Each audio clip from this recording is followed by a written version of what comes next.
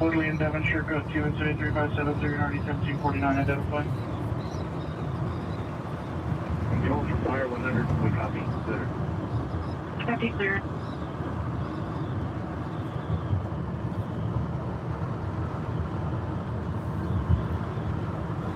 All right.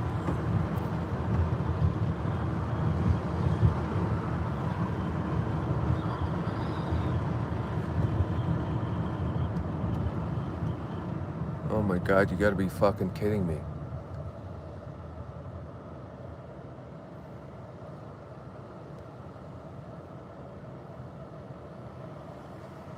No, 539 Woodley. See the car will direct the suspect at the liquor store off Devonshire and Woodley.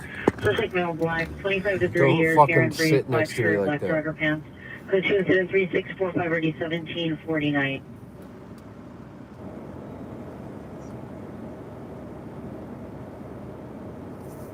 Hello, Kelsey. Where do I adjust the audio for back noise suppression on my iPhone after I start the live on YouTube Live? Swipe down Control Center. Tap mic mode. Yeah, it's not fucking there.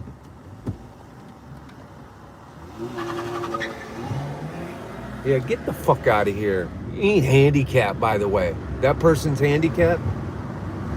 Hello, Cheryl.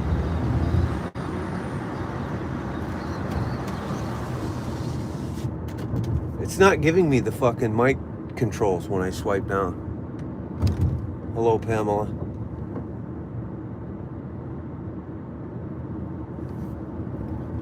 I'm trying to go have a word with Tom Arnold right now, so I'm gonna try and go talk to Tom Arnold real quick. But besides that, I'm trying to figure some shit out here. Yeah, where are the fucking YouTube controls on that? Can you hear the audio properly here?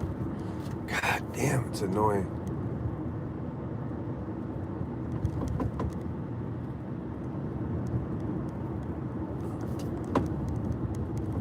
I got that fucker going.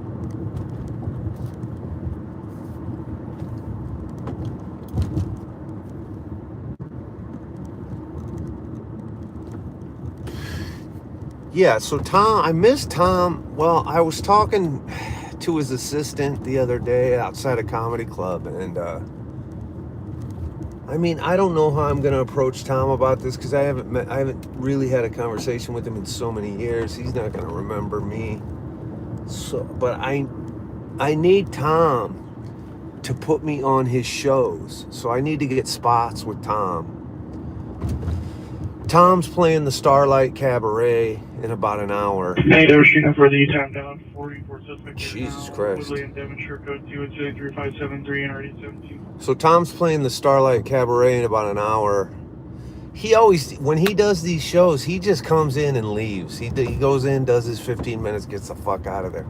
But I always see him getting in and out of the van in the parking lot because he's in a wheelchair and shit now.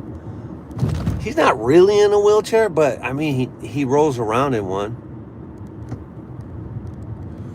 Ruth, you can hear me fine, but audio suppression on the background noise now on YouTube, and I can only adjust it once I start the live. So I've started the live, and it's fucking supposed to be up here in the corner, and it's not. I'm sitting here fucking looking at it. It's making my head hurt here. Why does it say not playing? ESPN. Why would ESPN? You think I should bring him some flowers?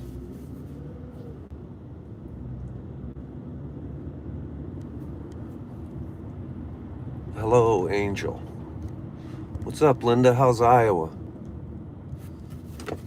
How's the IOA? The IOWA, I mean. What did I just call it? There's my wallet.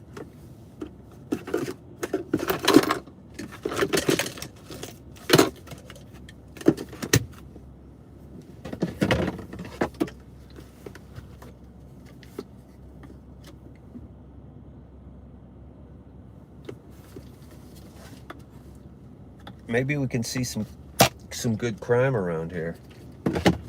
I'm just trying to go to talk to Tom. I'm not really trying to hang in this comedy club. I roasted the owner of this comedy club, and she got all mad at me. So this comedy club is called the Starlight Cabaret. It's the old Oil Can Harry's. 16x12, 16x12, cancel incident 3529, cancel by PR.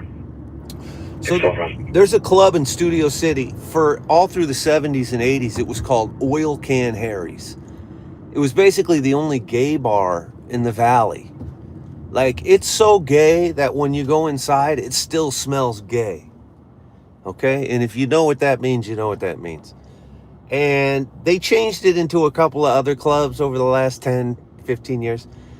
And most recently, these people picked it up and they opened it. They just reopened it as the Starlight Cabaret, right? And they do mostly comedy shows, but they also do music and karaoke. And on Instagram, they posted the open. Well, it kind of smells like ass is where I'm getting at. It smells like ass in there, okay? Let's just call it what it is. Anyway, they posted their first couple shows like 3 months ago, and I got on Instagram and said, I thought it was a social media person they hired to do that shit. It was the owner running the Instagram. And I put in the post, I said, you can put lipstick on that pig, but that's not going to change the fact that it still smells gay in there, or something to that effect. I didn't say the gay part. I said, you can put lipstick on that pig, but trust me, I've been in there recently. It's one of the worst atmospheres in the city. And it's true. And she got fucking all pissy, sent me a direct Insta message, a DM on Instagram, because she had seen comedy clips on my Instagram. How dare you? You're a comedian. How fucking dare you? And I'm like, how dare me? What are you talking about? I'm calling it what it is. It's a fucking dump. Place stinks. Terrible atmosphere. She's like, we repainted it and we remodeled it. And I said, I don't care what you did to it. That place is garbage. And it's true. I'm not being mean to be mean. But anyway, I realized, shit, that's the owner. I probably shouldn't have burned that bridge. So I've laid off her since then. And hopefully she forgot my name or hopefully she doesn't know what I look like. I haven't actually went there since this happened. And, but Tom is playing there tonight, and I just want to catch him on the way in or out.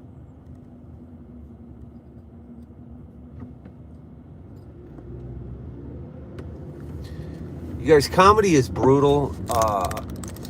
It's brutal. I had a lot of fun last night, right? So I will go in the club last night. I try to go live, but I was getting a bad signal, so I just didn't. I met this tall, hot, blonde fucking comic from North Carolina. But I mean, she was married, so it's not like I had a chance or anything.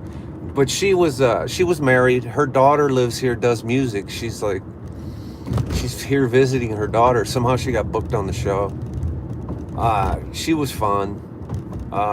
Who else was there last night? There was like too many comics last night, actually.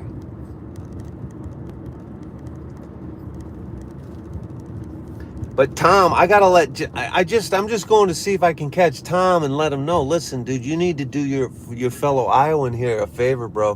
When you do these local shows, I need to get a spot. Tom is cool. Tom will be in Florida. Tom was doing a show in Florida recently. And he said, somebody direct message me right now. I need an opener tonight in fucking Palm and like Pebble, or I don't know, whatever one of those fucking beaches in Florida is. So Tom is pretty cool like that. Now, he's been doing a lot of shows locally. I need to not direct message him. I need to talk to him in person. I need to say, listen, Tom, can I at least open the show? I don't have to be the feature, but can I just get like the first 7 minutes? You know what I mean? I'll warm up the audience before they're drunk. Give them to me. Give them to me, Tommy boy. You know what I'm saying?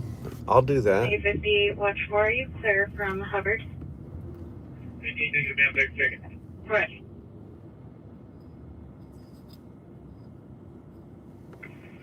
15 X42 at no, Hello, Echelon access Productions. Thank listed. Looks you. like you have to dial a resident. Roger, thank you. Echelon? Is that how I'm saying it right? Immediately with the side date come in. Thank you for that membership. You guys, can we talk about 11-2. Tim Dillon, baby? I'm a big fan of Tim Dillon. 9190, Big fan of Tim Dillon. You guys know he's gay, right? I was telling my buddy that back home just the other day. Or no, we were talking about it. He's like, Tim's really gay, right? And I go, yeah. Yeah, of course he is. 9190, is there a unit you want me to find incident? No, it doesn't matter. We were talking, this is why we brought it up. So in the movie Bus Boys, which is a fucking terrible movie. I mean, no offense to Theo and what's his name? Terrible movie. But that doesn't mean there's not funny shit happening because it's a bunch of stand-up comedians running around. We're talking about the scene where Tim Dillon is trying to get David Spade to blow him in the bathroom stall, which is fucking the best scene in the movie, in my opinion. And my buddy goes, Tim's really gay, right? And I go, yeah, I'm pretty sure he's really gay. Yeah, of course. I mean, I had to think about it because he doesn't come off as gay. So some people find that to be interesting. It doesn't matter. It absolutely doesn't matter. I actually think it's funny and cool because a lot of the MAGA sphere follow Tim Dillon, and some of those kind of people will run off. Oh, he's gay. Oh my God. Oh my God. Shane Gillis fucking set the Guinness Book of World Record for fucking comedy shows last night.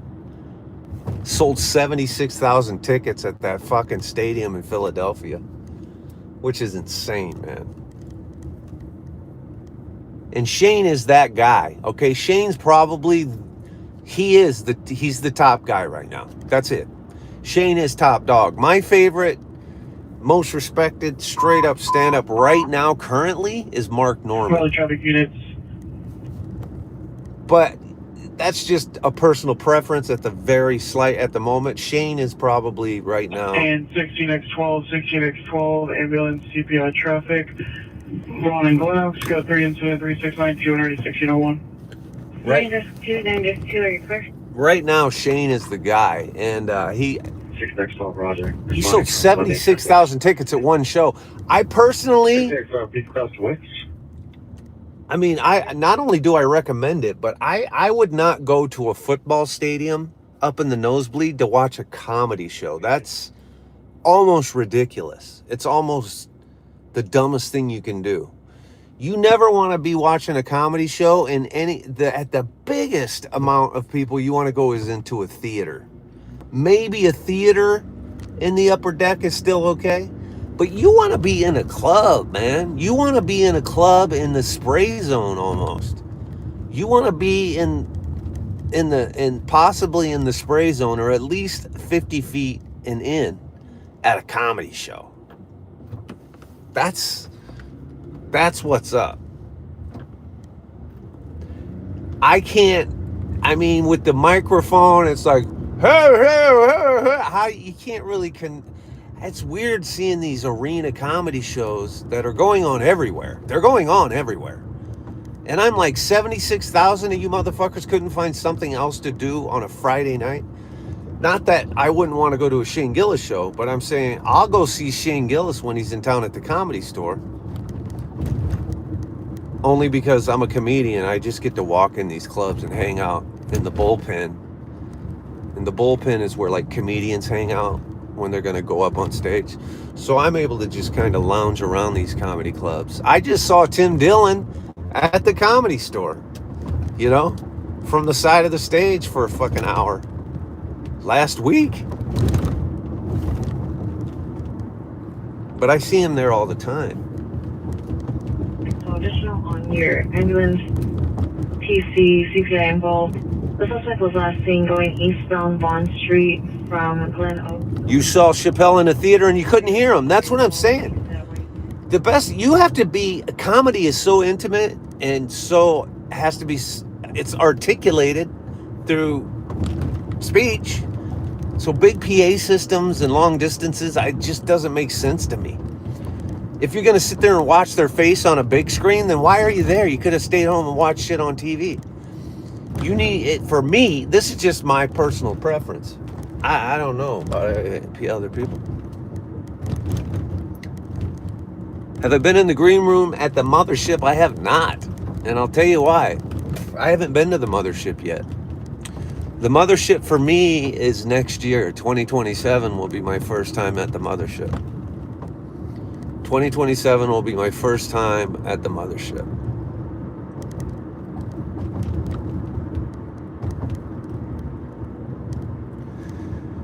What do I think of Karen Bass winning again? I've completely had it with all politics, like to a degree and a level. I'm on season 3, episode 12. I watched 3 more episodes of The Hills right now. I'm just watching Spencer Pratt's 2 seasons on The Hills to see. Listen, I know who Spencer Pratt is. I met Spencer Pratt. But what I'm saying is, and I saw clips of him from The Hills, but I'm just watching him on The Hills to see what the hell was going on in this show. Plus, got kind of addicted to it. Here, let me tell you something about The Hills. I was saying this earlier. First of all, ain't nobody lives in the hills in the hills. It's the dumbest fucking thing. They call the Lauren's apartment the Hillside Villas, which is fucking hilarious. It's a fake name. That's the fucking apartment complex in Park La Brea, which is in the Basin, which is in Mid-City. The Flatlands is nowhere near the hills. It's 5 miles from a hill. And they call it the Hillside Villas. Brody's condo, not in the hills. Spencer and Heidi's Curson apartment, that's my old apartment. I lived in that apartment as the apartment manager of that building the year before they moved in, which is crazy. If I had not gotten fired, I would have been the one that hooked those guys all up with an apartment at that building. But yeah, that Curson apartment, the company that built that building, that's a brand new building. Like it was 1 year, maybe a year and a half old. Fucking Frost Chaddock is the company that owns it. Is this I'll tell you a great story. Right after that building got finished, I was shooting my movie Hookers Inc. And we were on a late shoot. It was 1 o'clock in the morning in Hollywood. All the fire alarms were going off in that building. We only had like 3 tenants in there so far, and me, the manager. The fucking owner is calling me right in the middle of a scene in fucking on Hollywood Boulevard. I was like, dude, you're gonna have to have the fire department go over there, bro. I like the Jersey Shore shows too, but East Side. And there's 2 buildings. So that building you see that is Heidi and Spencer's building, that's 1322 North Curson, right there in Hollywood. It's right by fucking Karen's pad, actually. You guys know Hollywood Happenings, our friend. It's right by her pad. But they built 2 buildings, one across the street from each other. Like in the apartment, that big video, you ever see that big TV that's like hanging in the kitchen in their apartment? And you're like, why is there a TV in the kitchen? That's the fucking door monitor. So that's the monitor when someone rings the door. They put these giant TVs in the kitchen. I was like, this is stupid. Why do I need a 27-inch TV monitor for the front door?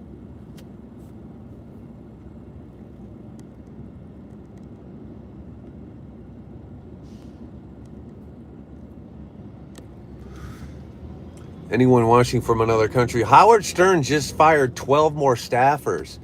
And the big news is, apparently Benji got fired. Now, I don't know if you guys know who Benji is. Benji! I don't know if you guys know who Benji is, but I guess Benji got fired. We've been waiting for that to happen for so many years. It's such a joy to hear. It's not confirmed yet. For sure, Mike Blitt got fired. I can tell by his Instagram posts. When you get fired from the Howard Stern show, you can never talk about it. You can't talk about it.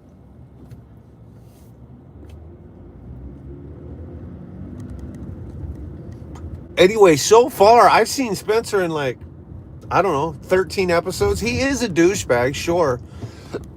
But I haven't seen him really completely be douche out yet. I'm still waiting for, I saw clips that I haven't seen come onto an episode yet. All I've seen so far is he appears to not have a job. He appears to not have a job. He has really douchebag like rims on his BMW car. He's definitely douchey looking. Everybody on that show talks with and they keep their top lip up. They say their P's and their B's without closing their lips. It's the weirdest fucking thing. Like, what are you going to be? What are you going to be, man? What are you going to be? But with showing their top teeth. Do you guys know what I'm saying? Hey, man, what are you going to be, man? But they don't close their lips together for the sound of B. It's their bottom lip against their top of their front teeth. Hey, man, what are you going to be, man? Hey, what are you going to be doing, man?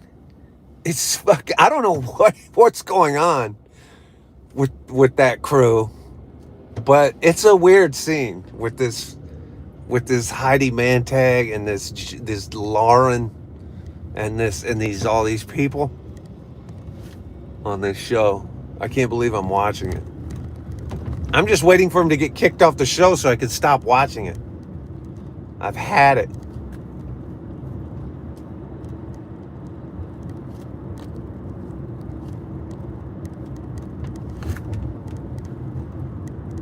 Hey, man, what do you mean, man? They don't pinch their lips together to do their P's and their B's. Lauren is your fave. I had a crush on her for like 6 episodes, but now I don't like her. I liked her for a while. My favorite thing Lauren ever did was her self-deprecating conversation she had when the guy says, "You got a really nice smile," and she goes, "No, I don't. When I smile, it's just like a flat line. I don't have like my lips don't curl up like a real smile," which is really funny. It's like something a stand-up comedian would point out about themselves, and she's right. She's absolutely right. She doesn't have, like, she just has this straight line mouth as if it's a weird look. And after she pointed that out, I stopped liking her, actually. It was a weird thing. Damn, there's an apartment for rent right there? I'm going to have to check on this. Oh, maybe I can park right here. Hold on. Oh, I can park right here. What am I doing? Man, this club is hurting. Nobody's here. Tom's not even here. Well, that's a 2-bedroom. Her low self-esteem. She did have low self-esteem. So what I've recently done is I've done the Where Are They Now Google, right? So I went and Googled where Lauren is now. I went and Googled where Adriana is. I went and Googled where Whitney is. And we already know where Heidi and Spencer are. We didn't have to Google that. And the girl that I was least attracted to was Adriana or whatever, right? She's like the hottest one current day. Like if you go look up Adriana, whatever her name is, it doesn't even look like the same person. She looks like, and she has like 1.6 million followers, and I can't really see like plastic surgery or anything. It's just like she had a weird look about her teeth and her lip back during the show. I mean, it wasn't weird. It reminded me of this hooker I used to drive around in 2000. And so that was like off-putting to me. She looked just like this hooker I used to take to her massage calls.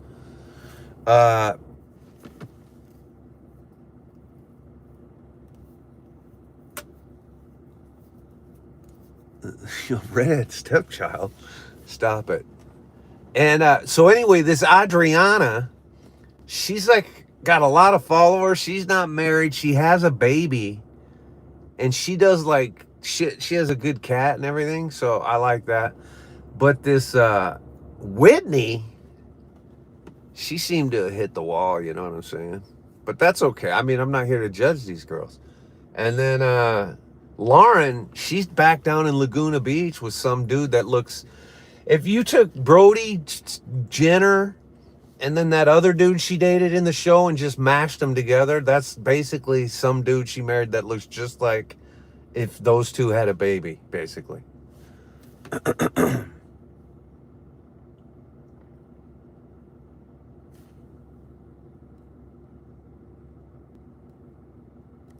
I went live in the club last night.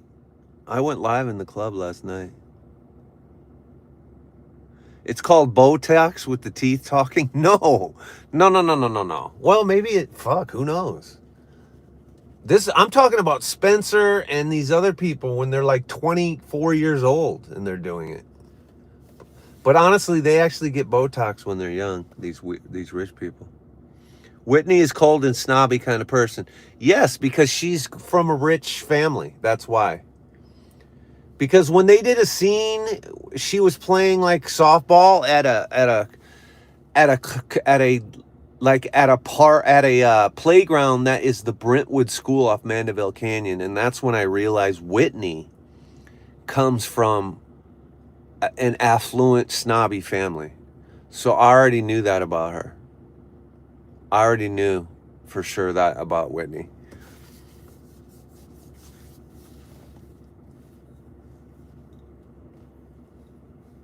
My favorite thing was watching Whitney, yeah, that's her name, Trip, when they put her on Good Morning America. They're like, here, we're going to make you the model. That really weird looking dude who runs Vogue. Why aren't you a model? We're going to make you a model. It's like, you can't just make somebody a model, dude. She's going to trip right down the runway. And as soon as they went live, I go, wow, is she going to fall? And that bitch fell. And I thought it was awesome.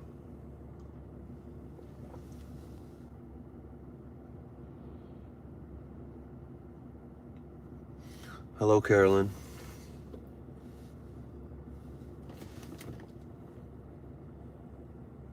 Any Devon Unit, possible 41st suspect there now, 8999 Balboa Boulevard at the target. Suspect is male, white, 40 to 50 years, wearing a green baseball cap, blue button-up shirt over a white shirt, and gray pants. Code 2 and 73764, RD 1788. That Tesla is recording me. You goddamn right it is.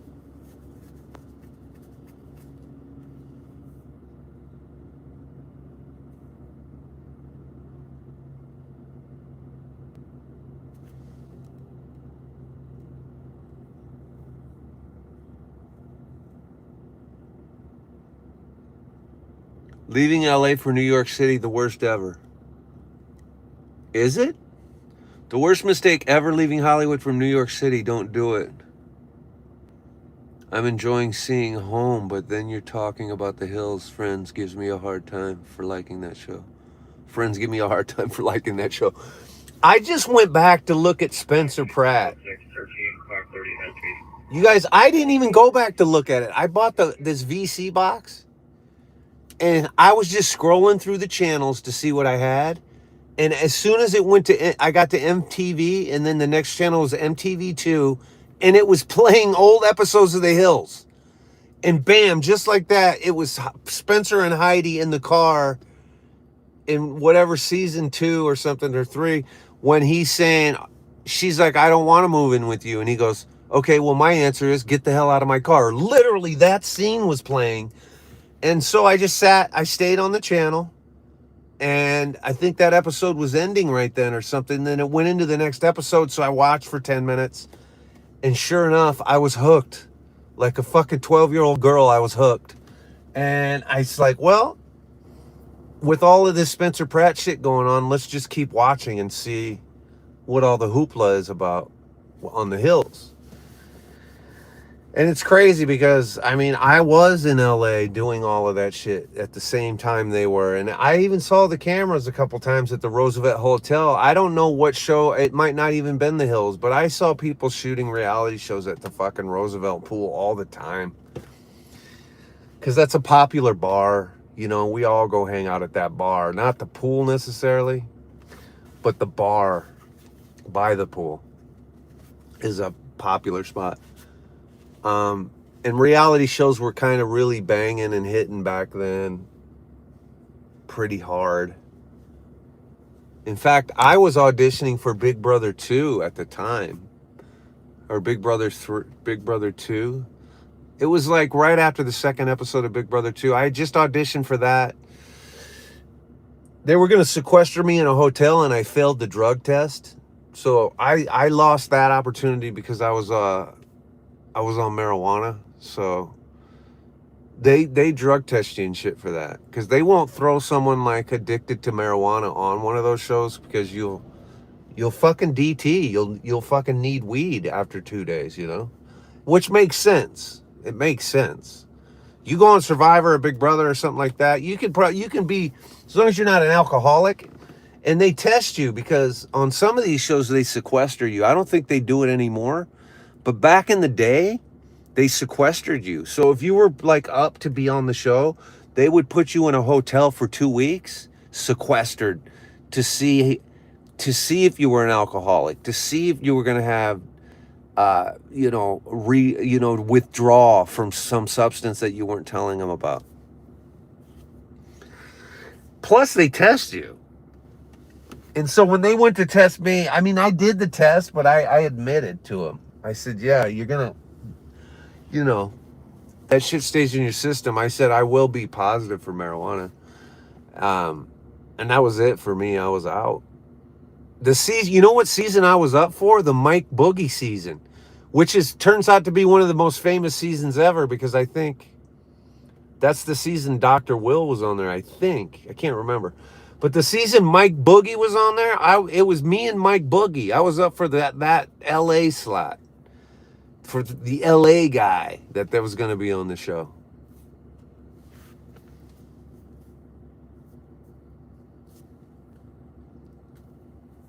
I was at that rap party.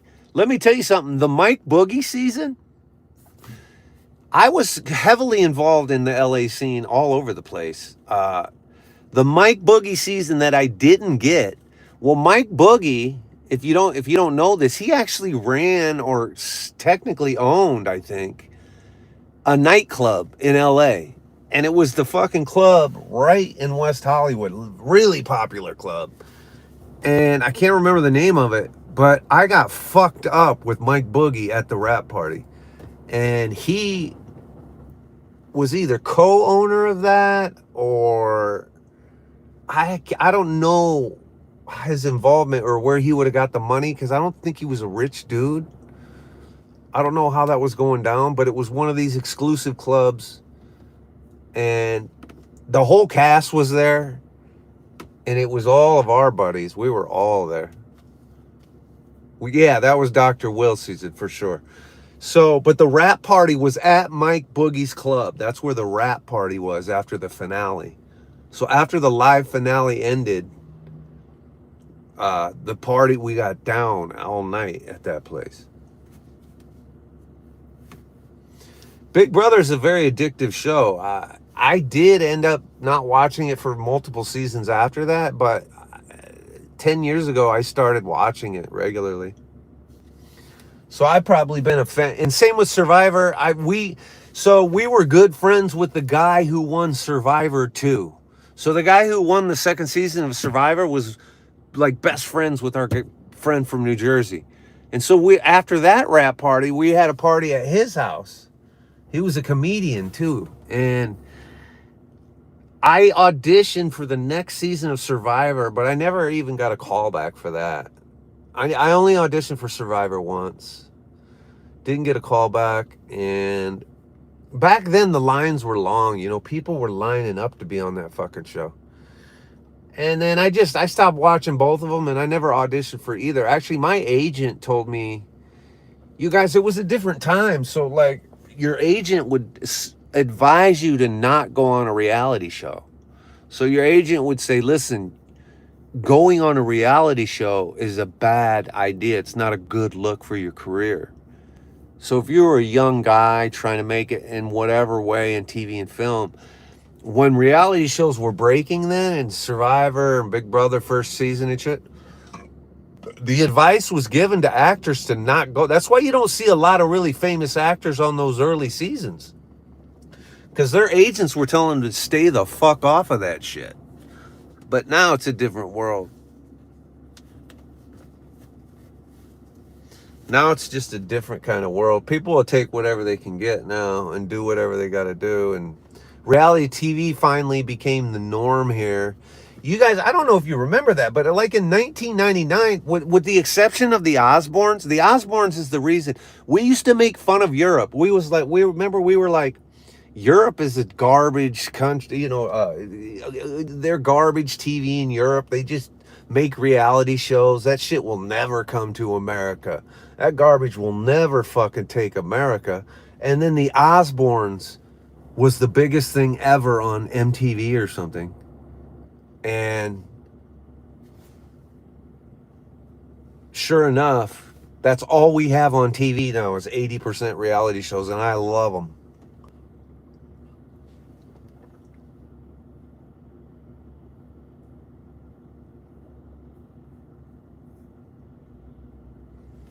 The Osbournes did change TV because now television shows could make it just as much money and get just as big of an audience without spending $8 million an episode. But that's the exact same time the whole cast of Friends all just fucking held out, and we're all getting $1 million an episode each. At the same time, networks were learning in the next 24 months after that they could make a reality show for under $1 million, an entire season for under $1 million, and make more money than Friends and get higher ratings.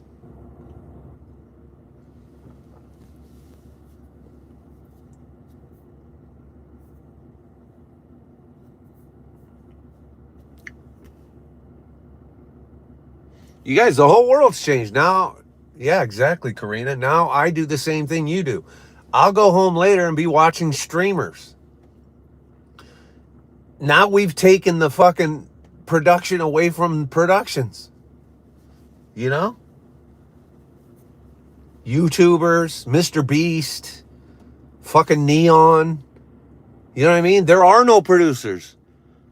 I call it the Jew firewall. Don't get mad if you're Jewish, but the Jewish firewall, and don't get pissy if you're Jewish. It's not a roast of Jewish people, but the Jewish people control entertainment, from news organizations to television production to the studio lots. They're all owned by Jews. So there's always been a Jewish firewall who controlled who got in, who didn't get in, what scripts got seen, what scripts got read, what scripts got made, what actors got hired, and fucking on and on and on it goes. Well, that Jewish firewall has been broken because a guy like Neon, some Indian kid, can just make his own channel on YouTube. Bam. That dude can get any high-profile celebrities to do his live streams on Kick. Mr. Beast is the most famous, popular guy in the world. No firewall controlling.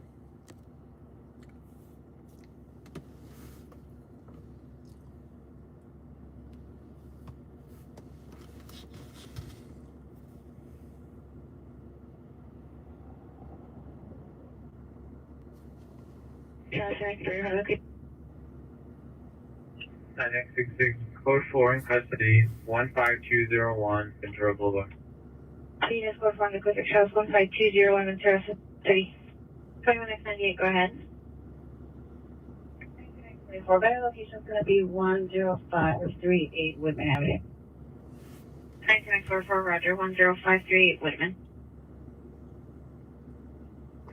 Yeah, Neon's our guy. We're going to... West Valley United Welfare Check 5254 Newcastle Avenue, apartment 41, code 2 and 103791, RD 1065. 9X14, 9X14, your status? Have I watched Ari? I don't know who that is. We want to do an episode of Neon. What does that mean? I want Neon. I want to get booked as the guest on a Neon stream. So I want to do an entire Neon episode stream where me and Neon do LA. Now, I've been trying to figure out what that is. Number one, I've wrote him some music. So I think we could record a track. I could produce him to sing through a track I have for him. But then I think we should hit the city and get out and do some shit. So I'm trying to make that happen. And I don't know if he's working with any management, but I have an agent. But I talked to my agent about this right now. Look her up. She's the one who gets the other political lives unbanned and uncensored. Oh, really? Is that true? I should go look at my TikTok. They didn't even review my my bullshit on TikTok today. They kicked me off TikTok this morning because I said Lindsey Graham died with Donald Trump's balls in his mouth. You guys, I did that on stage at a comedy show. Just so you know, and it was the night last Sunday night. I did a comedy show, and I did that on stage.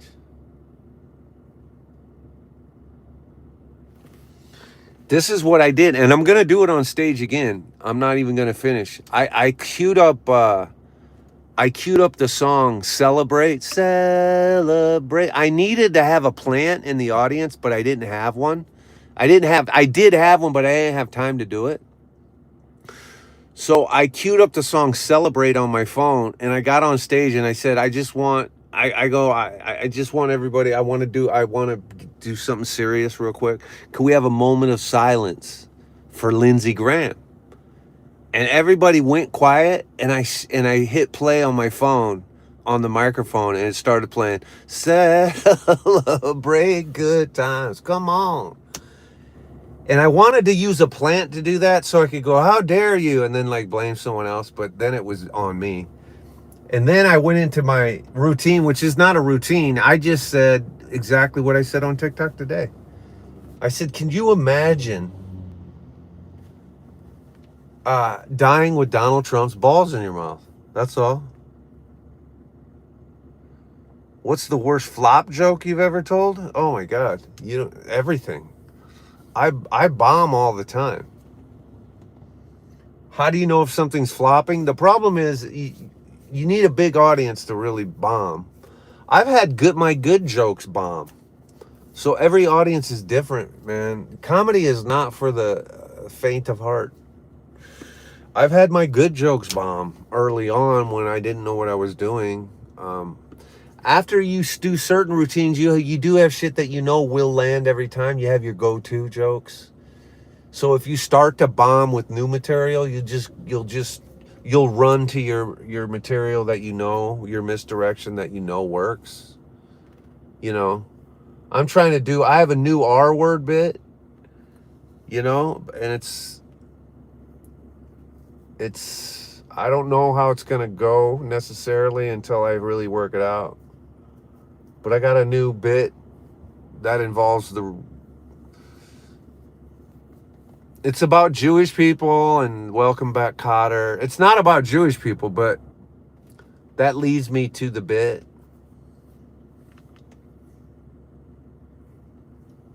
Yeah, the restarted routine. I mean, the gist of it is this. Oh, I grew up in Iowa. I didn't even know what a Jewish person looked like when I was a kid. And this is true. But the routine is, I grew up in Iowa. I have growing up poor in Iowa routines, a lot of them. But one of them goes off on this trail. I didn't even know what a Jewish person looked like. In fact, I Googled it the other day, and there wasn't a single Jewish person in the county I grew up in, which is true. And I said, we only knew what Jewish people were by watching TV. And I used to watch this television show called Welcome Back, Kotter. And I always thought the kid Arnold Horshack who went, ooh, ooh, ooh, I always thought he was the Jewish kid. So I just assumed Jewish people were right. I always assumed Jews were just white retarded people. And then my friend told me, no, Arnold Horshack played a Polish character. And I was like, oh, that makes sense, because Polacks are retarded white people. And then he said the Jewish kid was the Puerto Rican kid. And then that confused me. I'm like, how is the Puerto Rican kid the Jewish kid? And he's like, Juan Epstein. He's the Jewish kid. And I'm like, wait, this is confusing. We need to open up, forget Jeffrey Epstein, show me the Juan Epstein files. How is the Puerto Rican kid the Jewish kid? And it turns out the teacher is the Jew in the show. The Jewish guy is Gabe Kaplan, who played Mr. Kate. Mr. Kate! Who was the black guy? Washington, who used to call the teacher Mr. Kate. And then I talk about John Travolta. I go, welcome back, Cotter. That's back when John Travolta used to blow guys and confess those sins to the Church of Scientology. Can you imagine John Travolta got to the crossroads, and when he went to sell his soul to the devil, he accidentally sold it to L. Ron Hubbard? Think about that. That's the routine. That's the story I've been starting to tell on stage. I still have to talk about the black guy. I think his name is Washington. Let's look it up. But I avoid doing jokes about African Americans. It doesn't make any sense for me. I get along well with the African American community in comedy because we always do the same poor routines. They always laugh at my poor jokes. And it's a weird connection I have.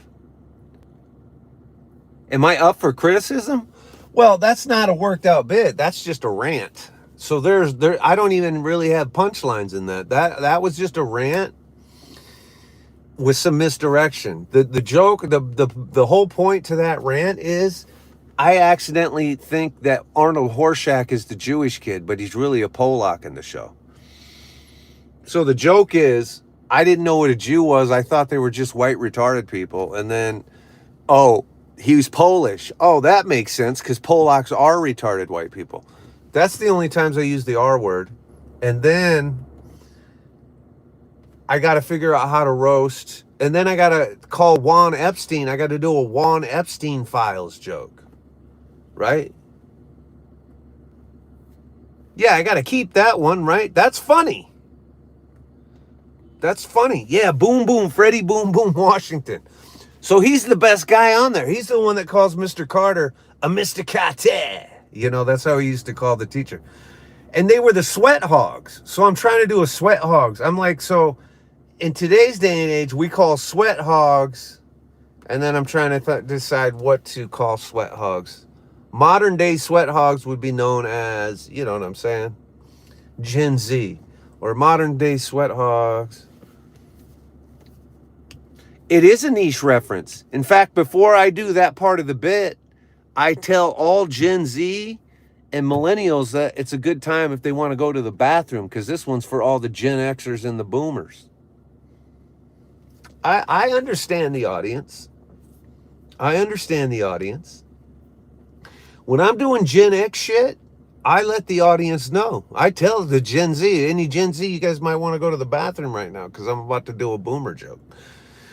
Y'all ain't never even watched Welcome Back, Cotter.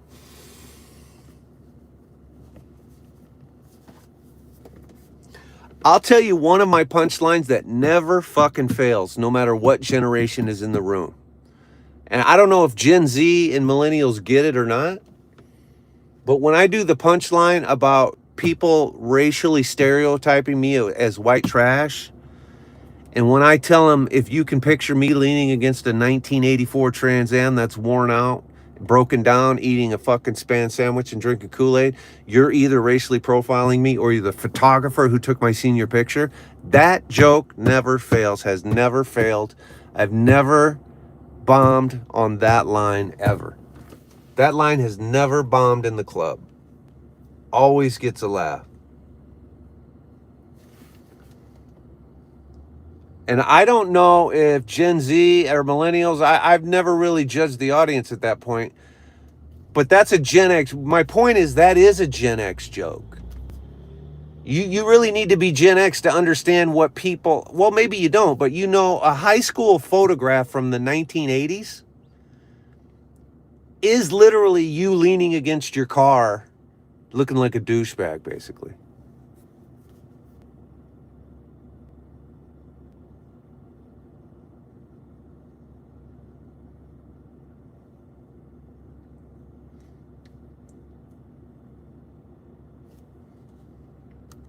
I love WKRP in Cincinnati.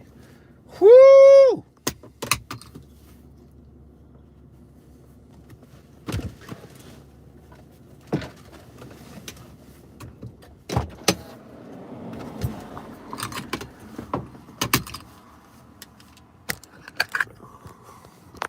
Let me see if Tom's here yet.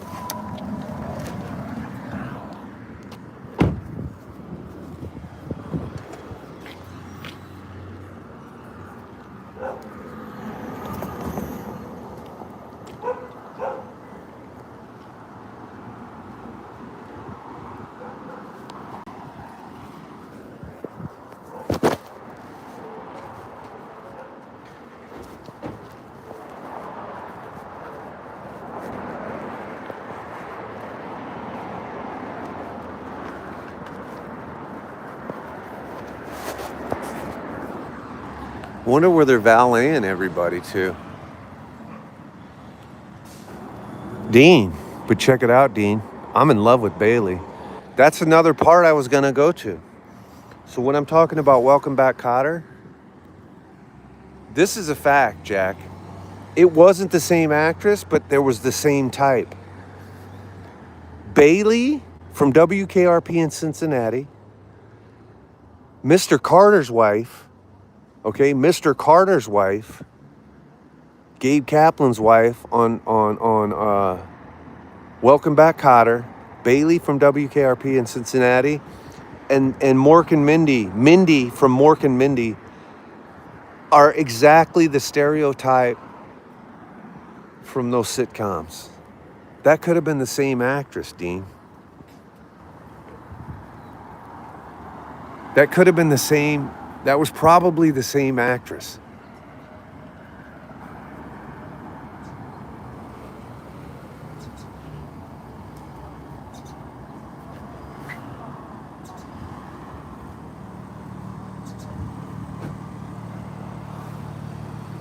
I mean, it wasn't the same actress, but it could have passed as that. Ugh. Yeah, they're like the triplets. It's 3 different women is what it is, but I'm saying those are the chicks.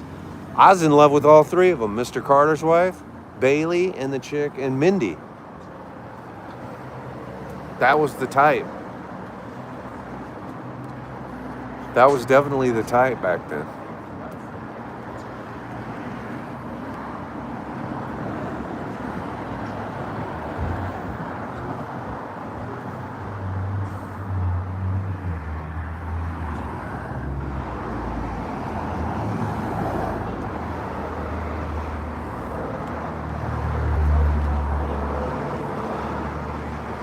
Ow.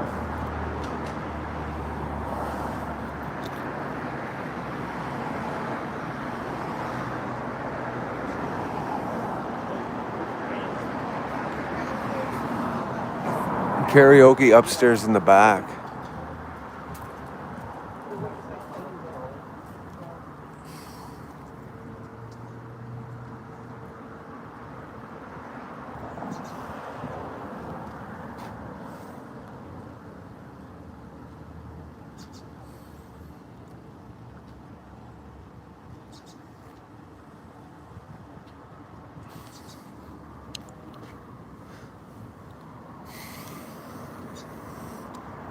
What's the time right now? 7:30? Show starts at 8. I I think I missed him coming in. I'm probably gonna have to catch him coming out. That's either Tom's white van there, or this is his van here. And I don't know. I think I missed him. I'm pretty sure I missed him.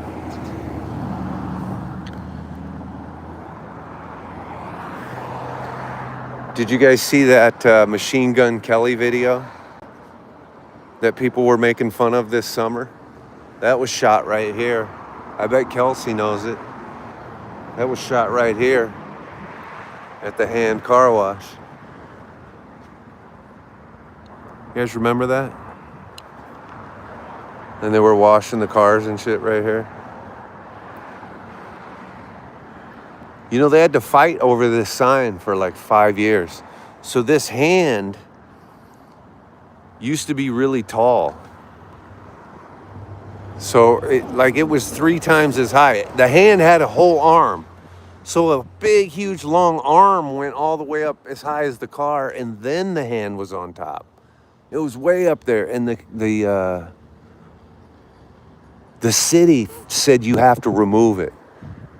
And like people were outraged because it's like an iconic thing in LA, here in Studio City. And so they finally negotiated with the city, and they said, just cut the arm off that motherfucker and we'll meet the height requirements. You know? You remember that? That's how they negotiated it out. Here's the Great Wall of Studio City.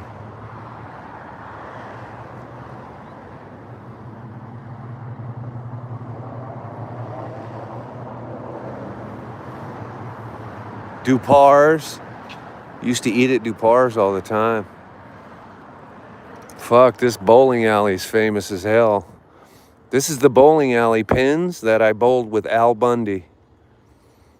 In that episode of Modern Family, where Al Bundy plays the pink bowling team, I'm the leader of the pink bowling team, which is the gay team, which is hilarious. You can see me through the whole episode. Watch that episode. You'll be like, God damn, he's in every shot.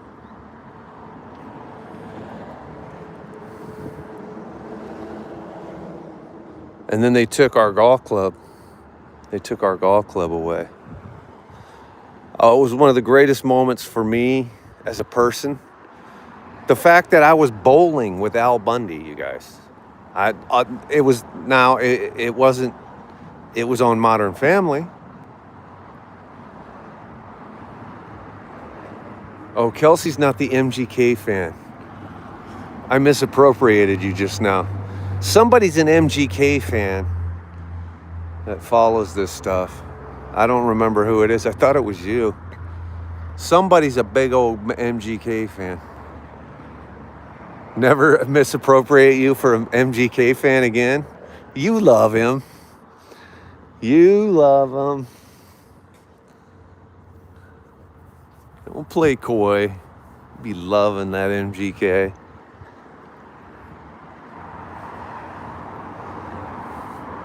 I said Kelsey would know.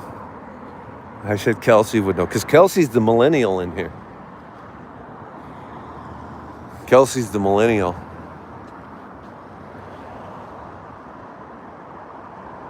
Oh, she's more of a John Mayer. I did know that. You know what? That I did remember. That's why you got all the points, is because you're a John Mayer fan.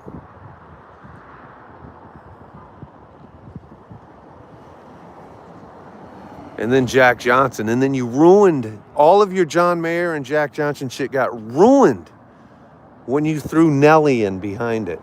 How dare you? You'd never include Nelly in the conversation with... And Ja Rule? What?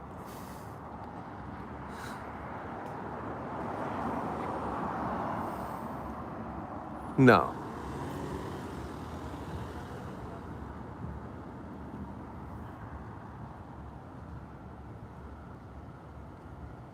You're a millennial too? I I hate this club so bad I don't even want to walk into it and look at it.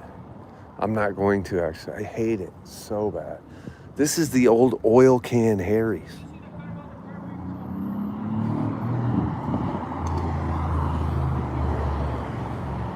I think that's Tom's white van. Or no.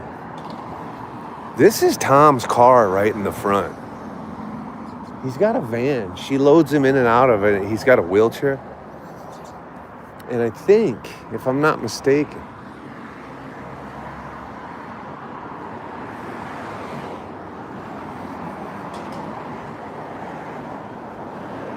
oh, they did remodel here.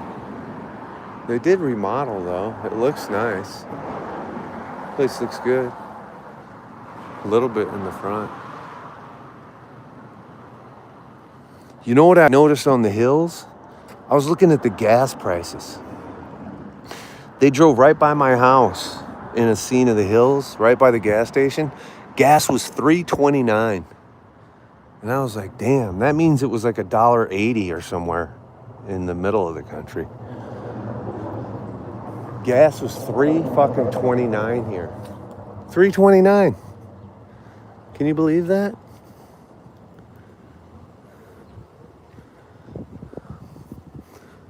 Oh, they do still have the upstairs club.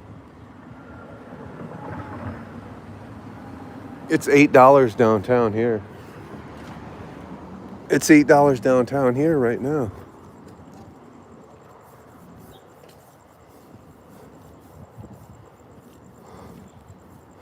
I'm gonna have to wait for Tom to do his fucking set.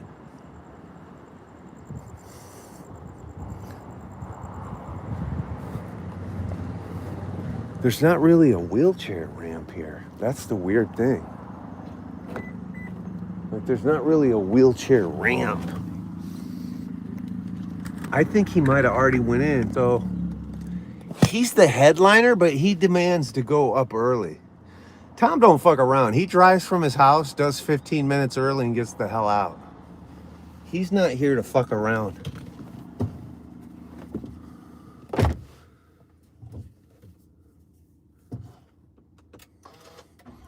You shook your tail feather at a Nelly concert last night? I don't have a problem with Afro, man. You're lying. You are lying to me.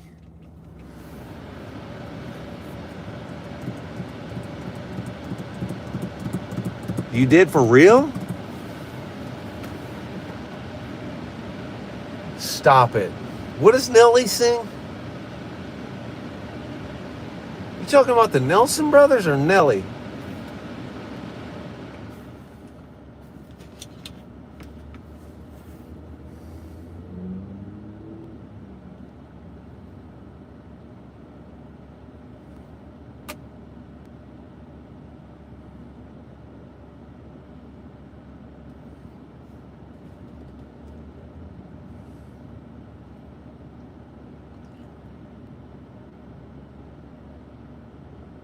Oh, someone just commented on my kitty video.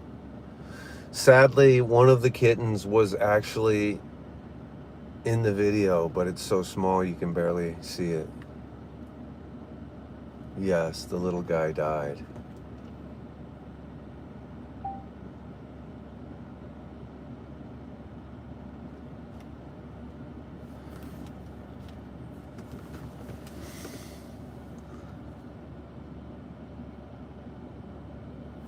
I like Midwest guys. Of course I like Midwest guys. All I'm saying is, isn't John Mayer coming through town? That's all I'm saying. Okay? Can we get a John Mayer concert going for you, please?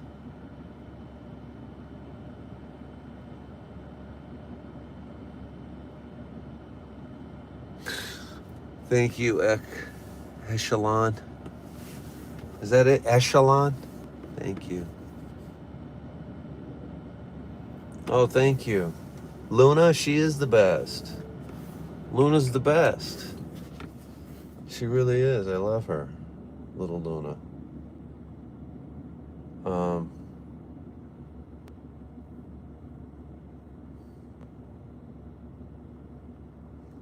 And this is my cat Daisy, you know. There's Daisy at home sleeping with her head in the pillow. She's a poor little girl, you know what I mean? Oh, this poor Daisy. That's all I say to her all the time. Oh, you poor cat. Okay, Roger. 19 X63 standby. 6823, Roger. 11, can I have the PR set up? 16, Roger.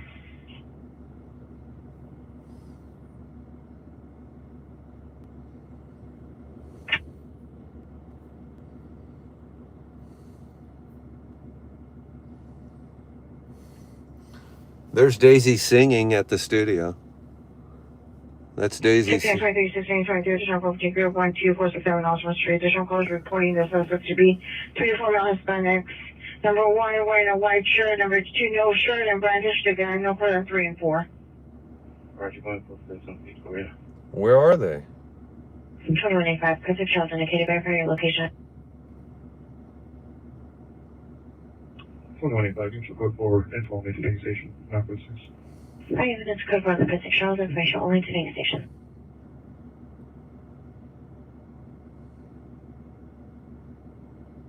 Okay, services call Orchestra Federal.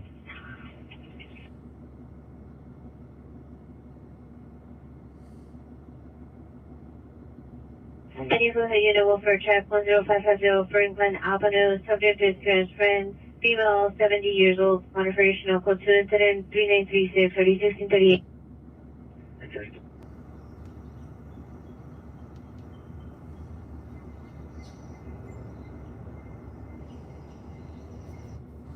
Hello, Grandma. There's Luna.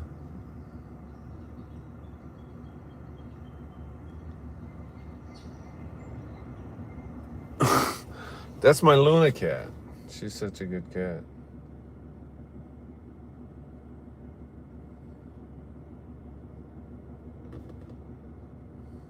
Next to your lungs. About the past is a spark.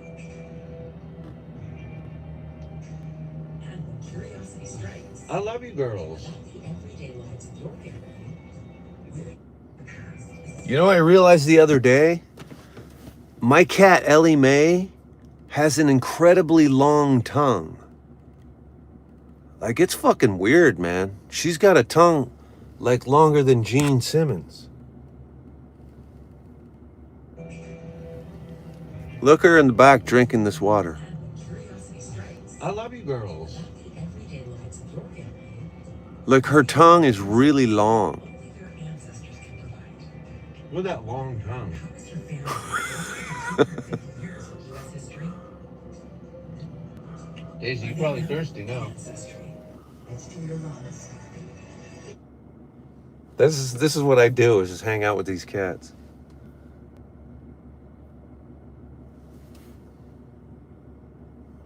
Little knuckleheads is what they are.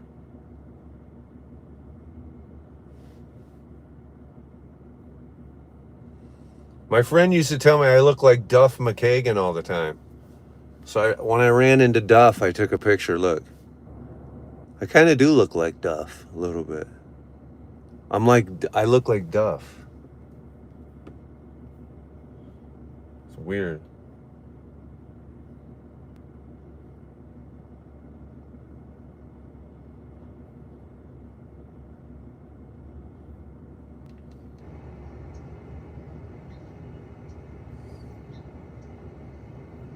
Were you limping, little girl?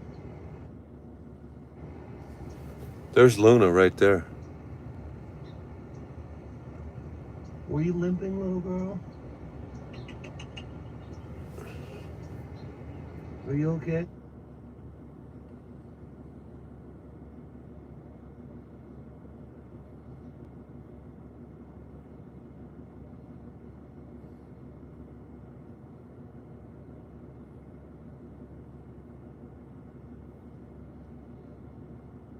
That's weird.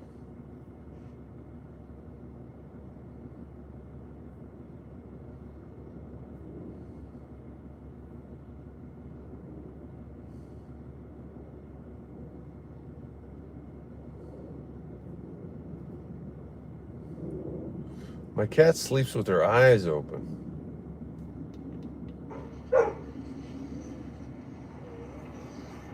Hey, I'm coming. I always give these dogs treats when I'm putting Christmas lights up. Look at this dog. I'm way up high on a tree. Look at this dog.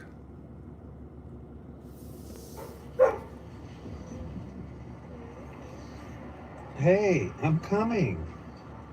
Can you give me a minute?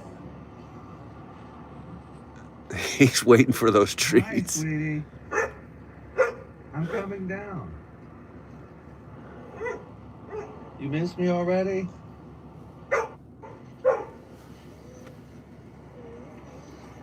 Hey. These dogs love me.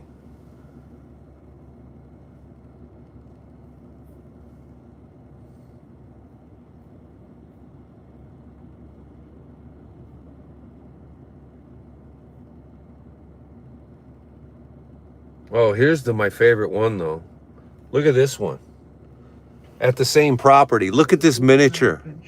It's like the size of my fist. Look at how small you are. Look at how small. You're just a tiny baby. What are you doing with your ass? What's your name? Look at this little tiny pincher. Did you guys beat the hog, guys? Little man. Look at how small you are. I was gonna steal this dog. I was thinking about stealing this dog. Go, baby. Goodbye, little USC.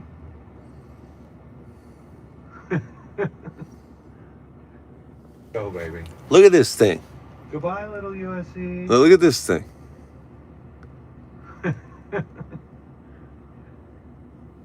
Go, baby.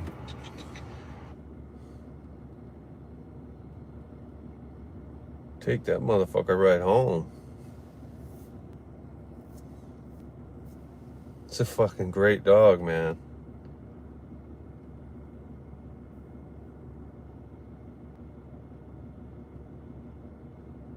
That's a great dog.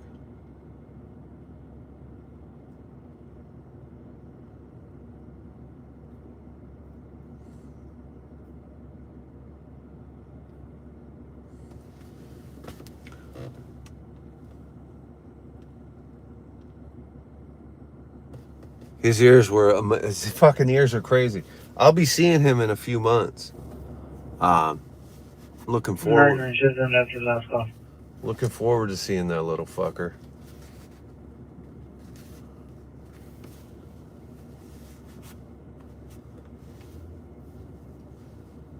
They run a German Shepherd dog rescue out of downtown. 1099, repeat the call you're not to. Whoa. 90. Yeah, they'd be good friends. That dog and your dog. 1099, show responding to 100956. They're,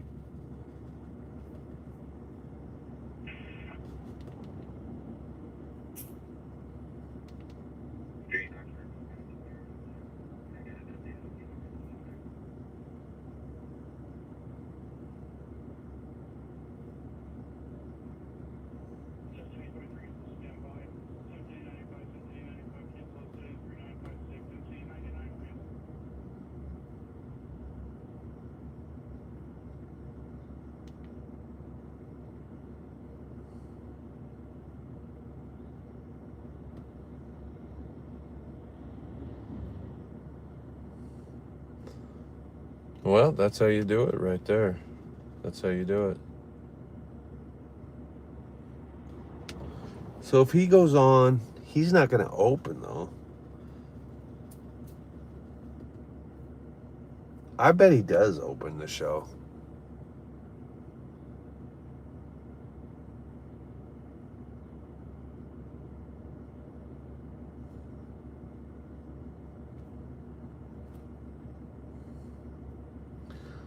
I got to keep an eye on this Tom.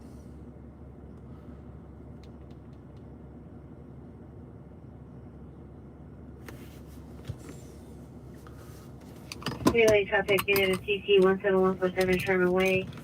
Suspect vehicle is going to be in the middle of the road. It's a stable car. It's going to be a gray Dodge Caliber, license plate 8 X-ray X-ray Robert 7688 X-ray X-ray Robert 768. Code to incident 3972 801017. Any demonstrator 311 woman 9925. Oh, Tom Arnold. Tom Arnold. You know who Tom Arnold is? These people are going to take my spot because I don't have a good view from where I'm sitting. Talking about Tommy Arnold.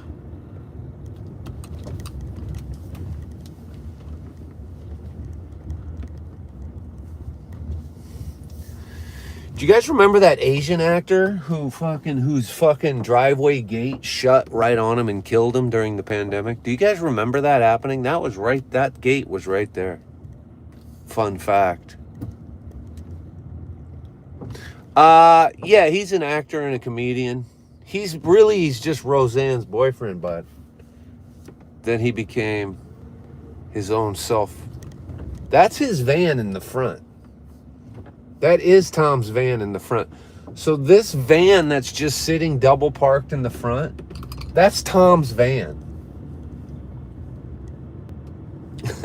He just sits, that's Tom's van that he fucking gets in and out of with his wheelchair. But I must have missed him going in.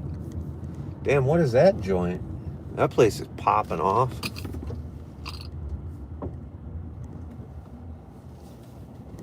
M? This must be some new club. M, it's called.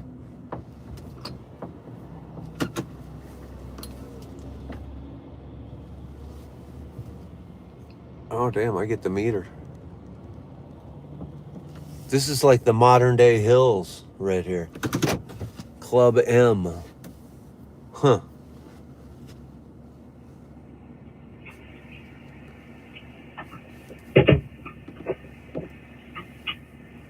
That was your monitor for an open mic.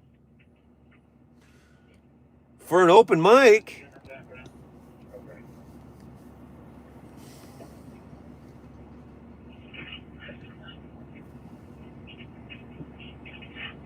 I wanted to see if he could give me a spot on this show, though. Hello? Demonstrator units monitoring for an open mic.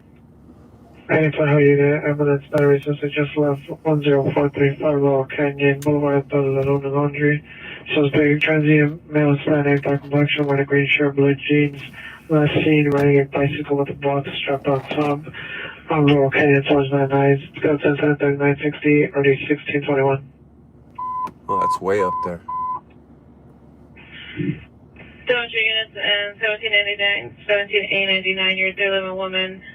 At 9925 Mason and South 415, woman in the middle of the street. On Mason, south of Lassen. Suspect is a female, white, uncolored shirt, no pants. Now code 3 incident 3970 and already 1753. Where was that at? 613, just go search in the area. 1723, code 6 in the area, 11773, Satona Way. Thursday, 91, should be code 6, Roscoe and Gothard on 8, X-ray, Queen George, 617. Satana Way.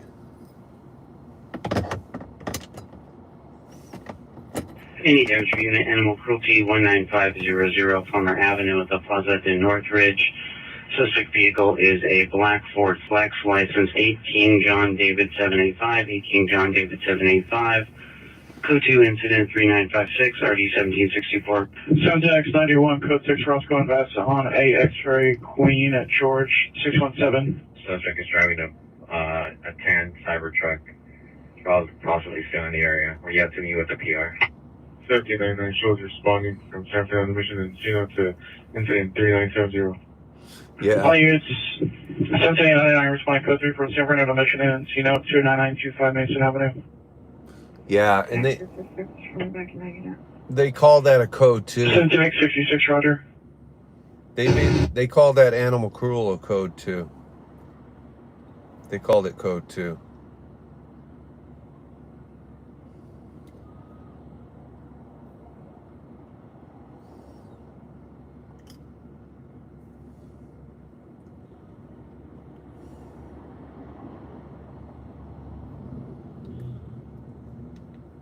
They're responding to it, though. Should you take any trains in New York City? So you really moved? Ambulance battery suspect just left, 10435 Laurel Canyon, code 2, incident 3968, NRD 1621. 1611, Roger. So you really just moved to New York from LA? When did you move?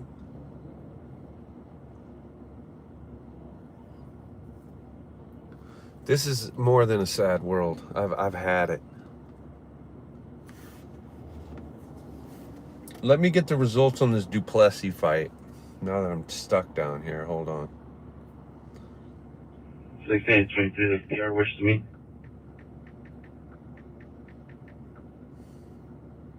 That's next 20, Christian was following route for Tarzana Hospital, RA70.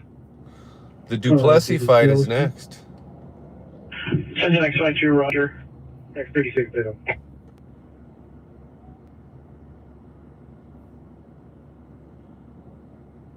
Anyway, 19 at 39 woman, 12910 Magnolia, extension 3934, NRD 969. 19 at 3 handle, identify. 1687, Charles indicated, verify your location. 9019, can you check incident 3934?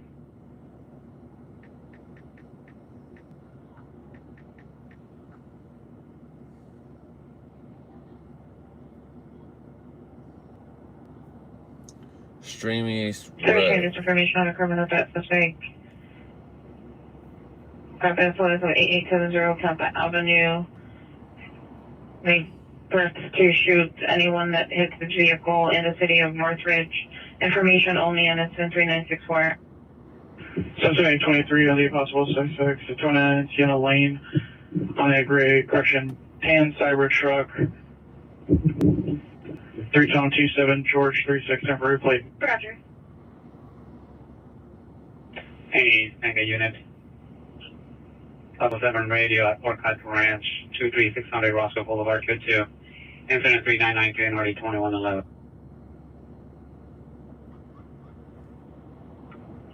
When you put that on my stack, can you repeat the comments?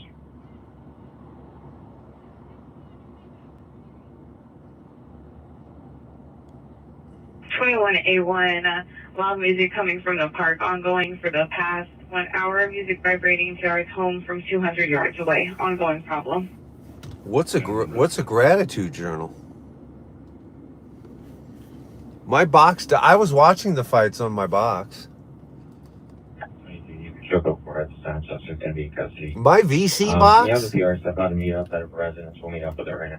I'm gonna say this one time. My VC box. Calling unit to code 4, Satona and Sienna Lane, suspect in custody. My VC box is the greatest fucking thing in the history of fucking the entire universe. Fucking unbelievable, man.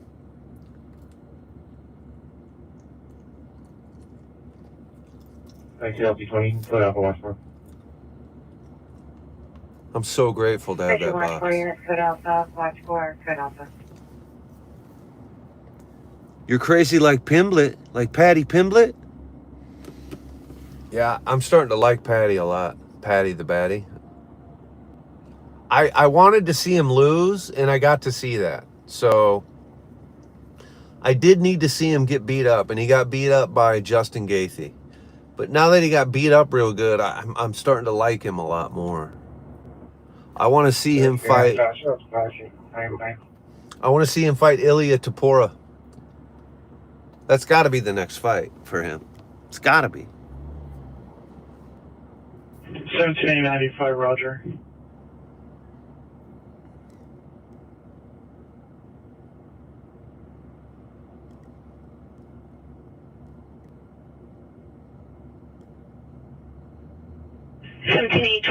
The PR will call the neighbor and have her step out of the residence. Heading out of the Unit 44 investigation within a man on at Woodset Park. Coaches in 3999 RD 1513. A journal, I write down everything I'm grateful for. Oh, I'm an ingrate. I'm literally an ingrate.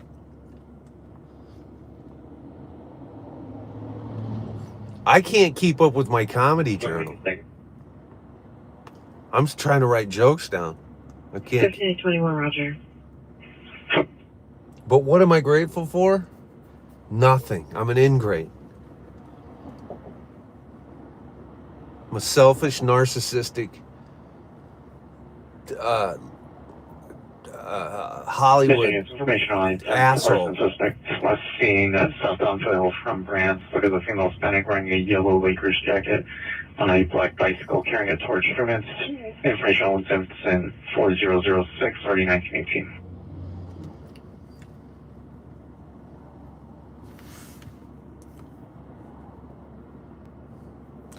No, I'm grateful for all kinds of shit. 6923, no further. I'm grateful that I'm not hanging from a tree right now in the Civil War. 1799 shows code 6 in the area. I'm grateful I'm not hanging from a scissor lift in Iran. 1799 code 6 in the area of 9925 Mason Avenue. Alright, find out. 1795, Roger. I'm grateful that I get to watch season 3 of The Hills right now. 1767 shows code 6. Should I write that down? The best comedy show I've ever seen? 1757, Roger. Oh. Well, the thing is,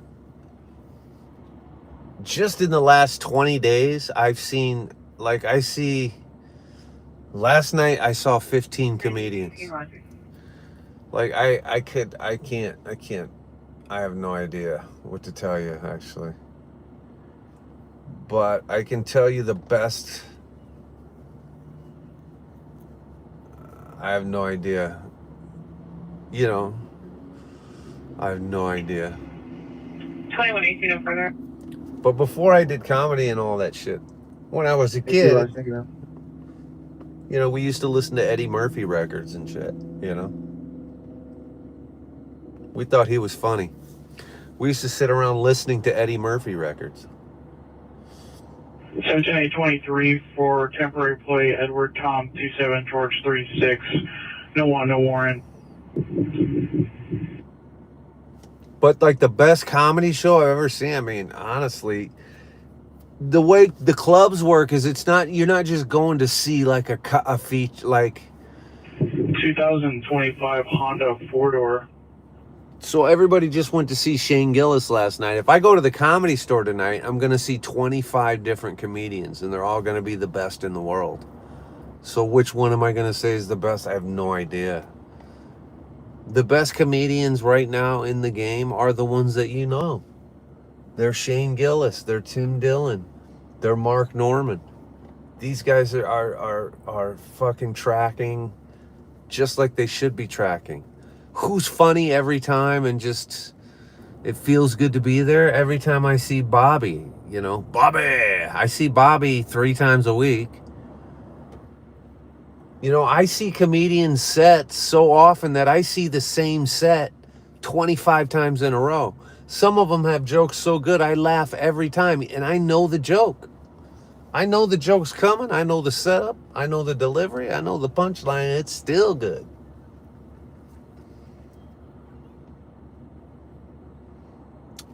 Kelsey, I want you to take that statement back immediately. Here's what I hate about Chris D'Elia. This is what I hate about Chris. I'm going to tell you what I hate about Chris. I hate watching Chris laugh at his own shit. He's always heckling at his own. He'll make a statement and then just sit there and laugh at himself. God, I hate that. Number one. Number two, Chris D'Elia was mostly canceled for all of the sex he was having with underage girls. He was sleeping with 13 and 14-year-old girls like a madman. And he got in a lot of fucking trouble for that. So Chris got what you call canceled, even though he still works. You don't know about the Chris D'Elia controversy? Oh my God. It was bigger than the Louis C.K. controversy. That's why Chris D'Elia got canceled, but you can't cancel anybody. He still sells shows out.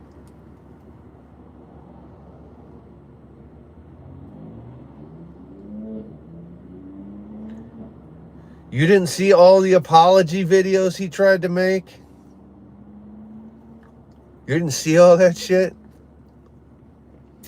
Chris D'Elia saw his mainstream career collapse in 2020 after dozens of women publicly accused him of rape, grooming, and soliciting explicit images from them when they were all 13 years old.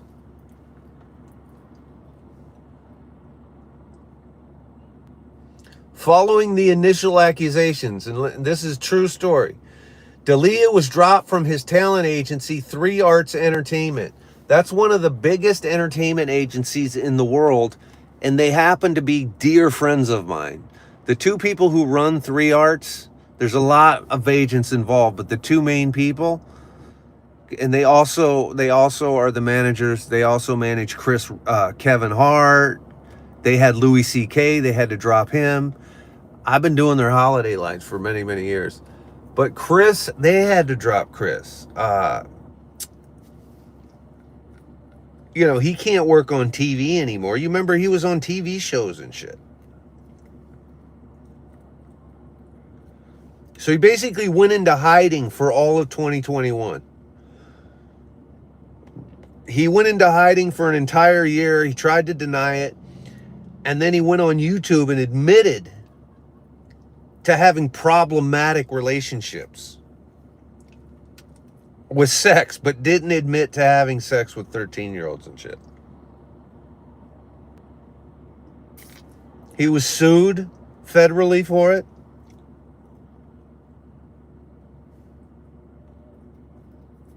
And despite the fallout, D'Elia has continued to perform all over the country at independent venues. And I'll tell you why. Because you just can't cancel somebody. No matter what happens or what they do, he's a creeper. He's one of the worst creepers in the history of creepers. He's worse than Louis C.K. Louis C.K. was just in the green rooms jerking off when, adults came in the room. You know what I mean? That's still creepy. I mean, it doesn't get much creepier than that unless you're Chris D'Elia. The point is, Chris D'Elia is a scumbag and people hate him and he's not respected. But the truth of the matter is you can't cancel guys. This guy still goes to independent clubs all over the country and sells the clubs out. There's no doubt. Yeah, that happened. Kelsey, that happened. This is the truth. I mean, I'm not breaking any news. It's public information, obviously, but I guess I was just more closely connected. Even though he was on TV, he wasn't a super, super famous name, but I think most people know who Chris D'Elia was. The problem with Chris D'Elia is also he comes from kind of a wealthy family, I believe, if I'm not mistaken. But he paid his dues. This dude came up, fucking working the clubs, doing open mics and laundromats and bars. The guy did the fucking, he worked his way up. I'm not saying his affluent family got him where he got, but it helped him get in front of the line for some TV shows he was on and shit. But besides that, he made his way doing comedy. He's the real deal as a stand-up. I mean, he is the real deal. I just can't stand his creepy laugh when he's laughing at himself, when he's doing crowd work. I'm like, don't do that. I do a lot of stand-up. The last thing I would ever do is stand there and laugh at myself.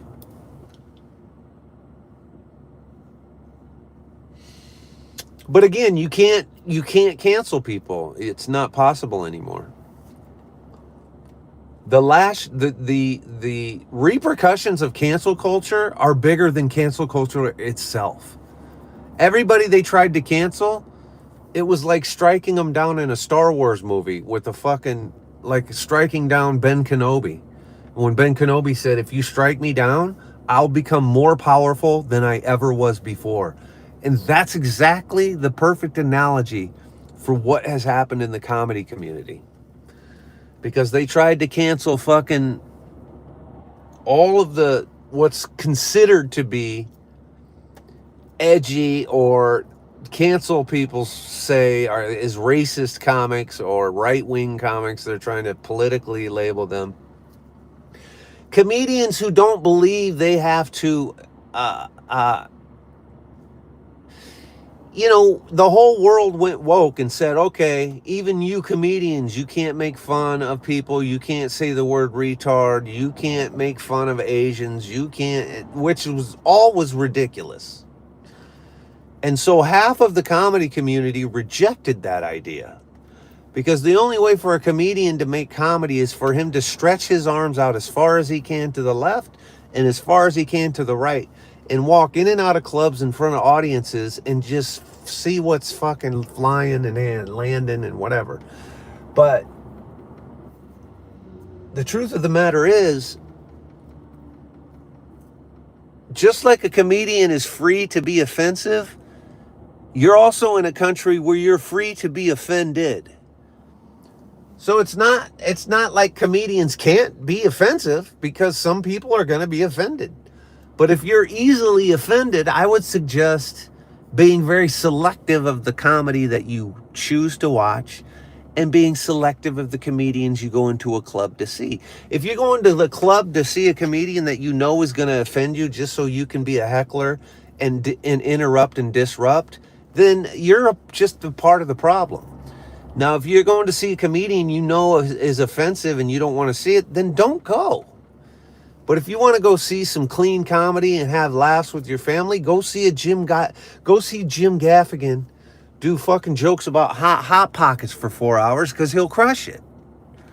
Because the fact of the matter is, comedians are speaking from a point of view. So a comedic actor or a comedian or a stand-up is giving you their point of view. That's why no one can copy anyone else, because your point of view can only be told by you. And some people have a point of view that everybody else is going to think is offensive.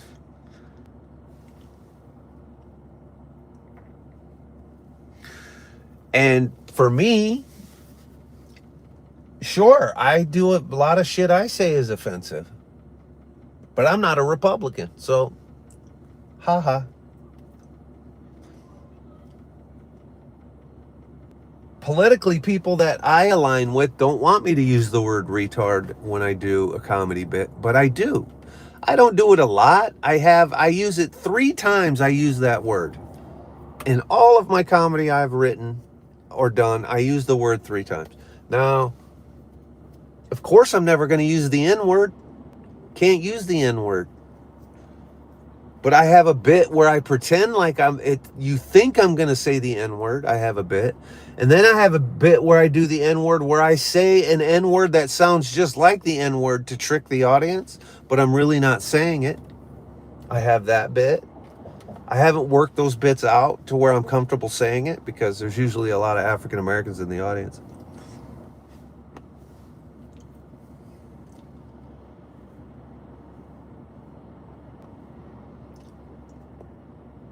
I'd like to do it right here just to test it against you guys to see what you think of it. I have a crowd work bit I do when I see somebody from New York City.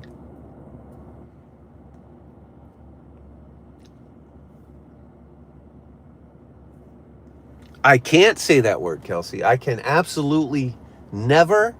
I cannot. I absolutely have no right, and I have no interest, and I will not say that word. That would not ever motherfucking happen. It's not happening. That's 100% true. So forget about cancel culture, what comedians do, what comedians can do. White comedians don't use that word, and they can't use that word, and they don't use that word. So there is one word that's off limits, and that word is off limits. But not for black comedians.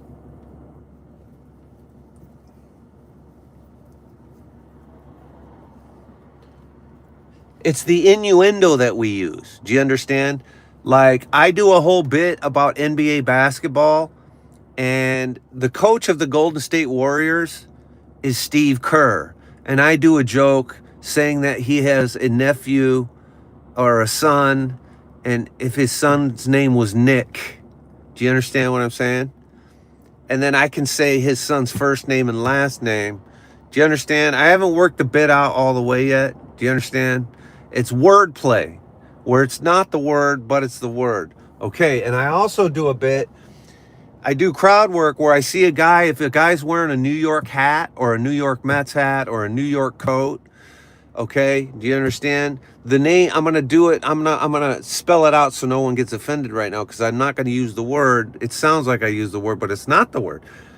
The name of the New York Knicks, the name of the actual New York Knicks is the Knickerbockers. Do you understand? So the New York Knickerbockers is the actual name of the Knicks, right? The Knickerbockers. So I do crowd work where I can, and if it's a black guy in a New York thing, I haven't done this yet because I'm still not that confident on stage to do it. They don't have their lights on. If I see a guy in a Mets hat and say he's African American, I can say, "Oh my God, you're from New York," and he goes, "Yeah. Oh, you must be a Knickerbockers fan." Do you see the little pause I did right there? Oh, you must be a Knickerbockers fan. And there's a little pause, there's a little hesitation. But the first thing they think I'm saying is what? What do they think I'm saying? And then I turn that on the crowd.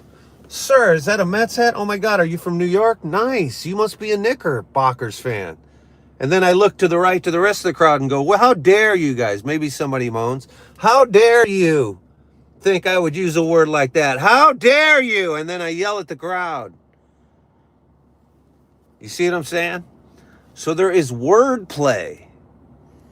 I've seen another comedian do it. I like it too, Dean, but you got to be really like flowing and on your game and have the crowd with you when you get to that. And but I've seen a comedian do wordplay like that. And in Europe or something, they call pants knickers. Do you understand? N-I-C-K-E-R. Whatever. I don't know how to spell it. Same principle. Knickers with a K. Okay, calm down, everybody. And the guy stands up there and talks about his pants for 5 minutes, calling his pants knickers, knickers, knickers. You know, because that's what they are. Okay, so that's the only wordplay a white man can get away with doing. I think knickers is spelled K-N-I. I don't even know how to spell it.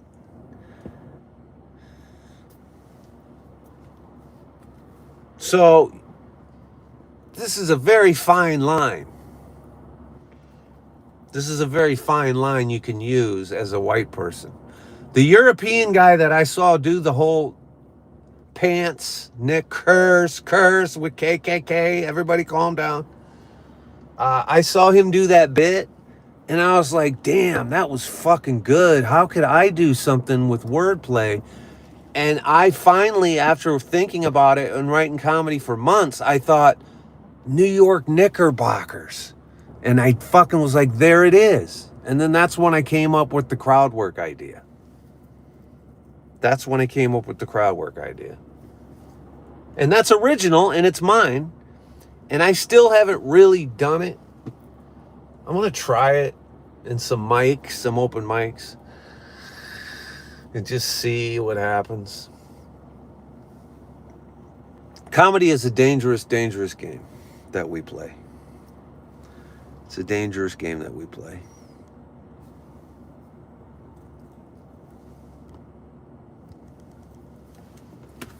Okay, Tom's going to be done with his set pretty soon.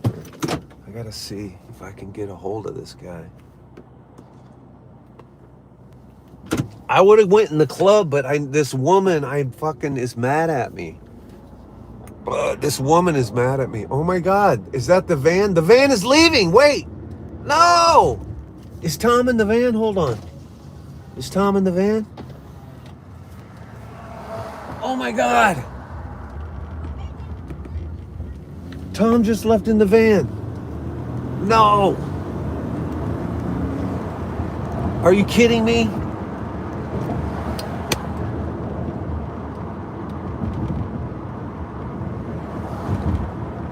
I think Tom's in the van. You guys, I'm gonna have to I fucked that up. Did he really do his set that fast to get out of there? Oh, we're gonna find out right now at this red light. Son of a bitch. Oh no, he's going right too. Fuck.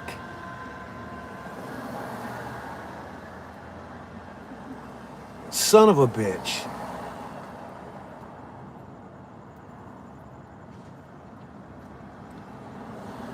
If I'm wrong, I'm gonna feel stupid, but I know this is Tom. I gotta catch him at a light. Well, I'm gonna. I don't know if I can approach him now, but that's gotta be him. Because that's the van I thought was waiting for him.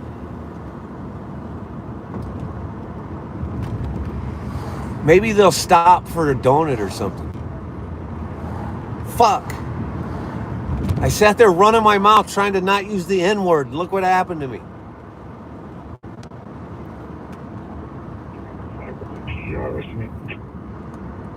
Center 95, stand by.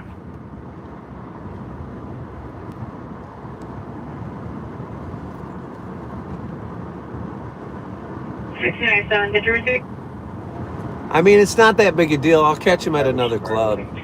I need to talk to him at a club. I need to talk to him at a club I'm inside. It's weird just talking to him in the parking lot, but I'll catch him at his next show. It's not that big a deal. Let's confirm that's his van, though, just for the hell of it. Let's just confirm that that is his van, just because it'll be easier for me to spot him next time. We're chasing Tom Arnold. This is ridiculous. I mean, I'm not chasing him, but what I'm saying is, this is ridiculous. This is absurd. This is absurd.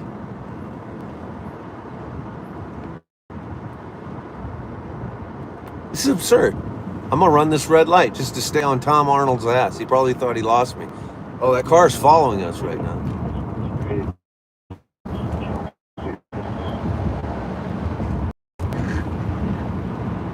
Hopefully I can catch this light. Goes red. It's not gonna.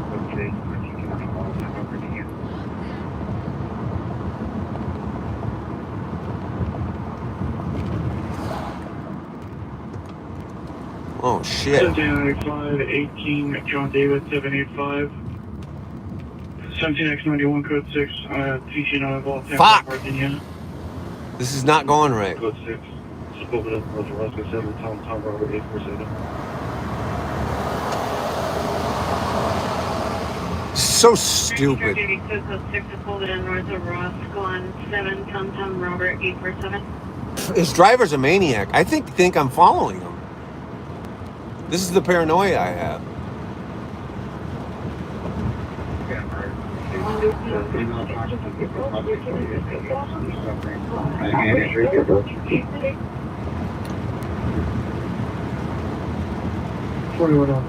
Watch for you to kill that for to those reduce overdose off the chase at 40 years of age. Can I get an additional unit for traffic control? 17X91 requesting an additional unit for traffic control, Tampa and Parthenia. I didn't run those red lights. 17X91, 17X47. First of all, those red lights were 1935, we said it's incident 4097. those red lights were still yellow. Those red lights were still yellow. Okay? 15 Queen, 15 Queen, 15 Queen, 15, are you clear? We're not gonna fuck with Tom. We're just gonna confirm that it is Tom. Oh shit. God damn it. Shit. Son of a bitch. I couldn't do it there either. He's real. Boy. 2021, code 6 Charles indicated, verify your location. Maybe the police will get a good call going or something.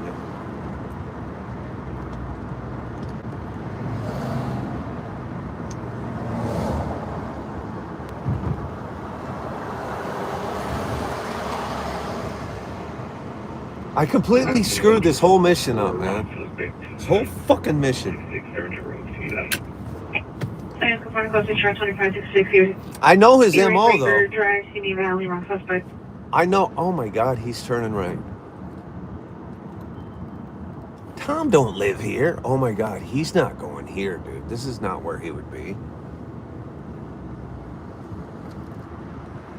Something's weird. That's not Tom. There's no way that's Tom.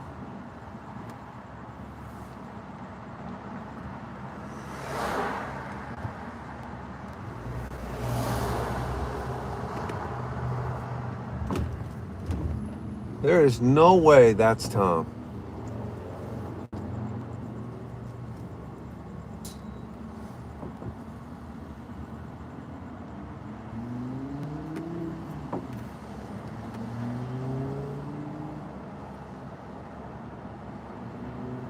That's not even Tom. Go ahead.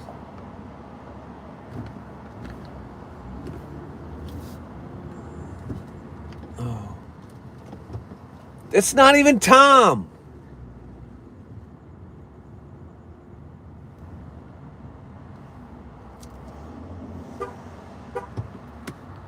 Can you believe that? I'm just chasing some random van. Shit, I'm probably gonna miss him at the club. Damn it.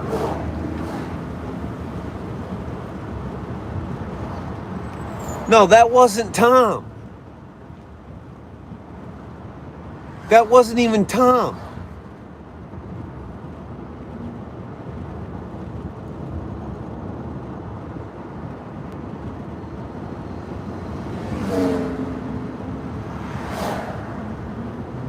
It's pretty embarrassing.